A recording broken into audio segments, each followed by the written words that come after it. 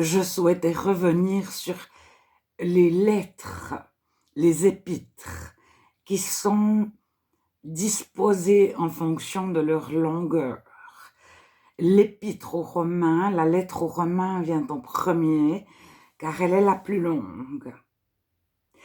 Y viennent toutes les lettres de Paul. Mais la lettre aux Hébreux, si nous étions certains qu'elle avait été écrite par Paul, ou par Paul avec Apollos, elle serait tout au début, peut-être pas la première, mais dans les 3 premières, avec Corinthiens et Romains, éventuellement juste après Galates. Parce qu'elle est très longue, la lettre aux Hébreux, beaucoup plus longue que Colossiens, Éphésiens, Philippiens, Philémon, etc. Mais on ne sait pas si elle est de Paul ou éventuellement d'Apollos ou des deux ensemble. Parce que Corinthiens, c'est une fois Paul avec Sosthène et une fois Paul avec Timothée et les frères qui sont avec nous. Donc Sosthène, c'était le responsable de la synagogue de Corinthe. Maintenant, la lettre aux Hébreux s'adresse aux Hébreux.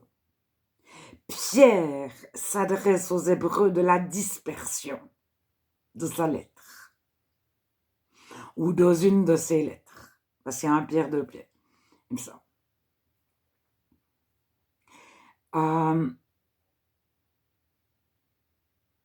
Donc, il y a les Hébreux, il y a les Grecs, l'Archaïe, Corinthe, c'est la région du monde la plus attractive, la plus puissante économiquement à cette époque. Les ports de Corinthe, Chancré, et puis le deuxième de l'autre côté de l'île, donc il y a une espèce de petite bande où il y a au milieu Corinthe, qui est des deux côtés, il y a la Méditerranée. Et à chaque fois, il y a le plus grand port du monde ou le deuxième plus grand port du monde. Alors, il y a Gênes qui pourrait éventuellement rivaliser.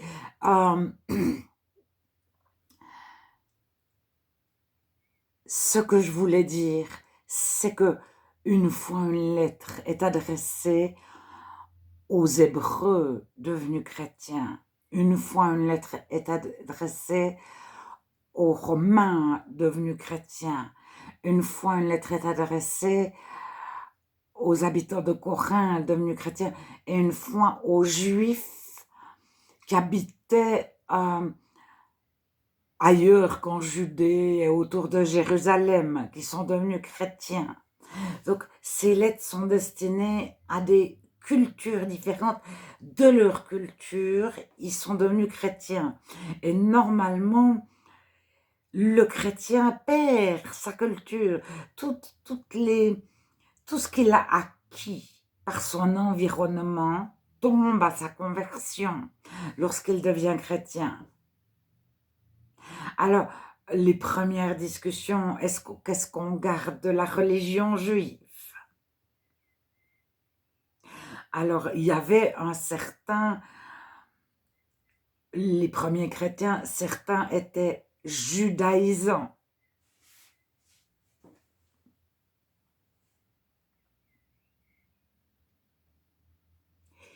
Christ nous a franchis, c'est pour la liberté.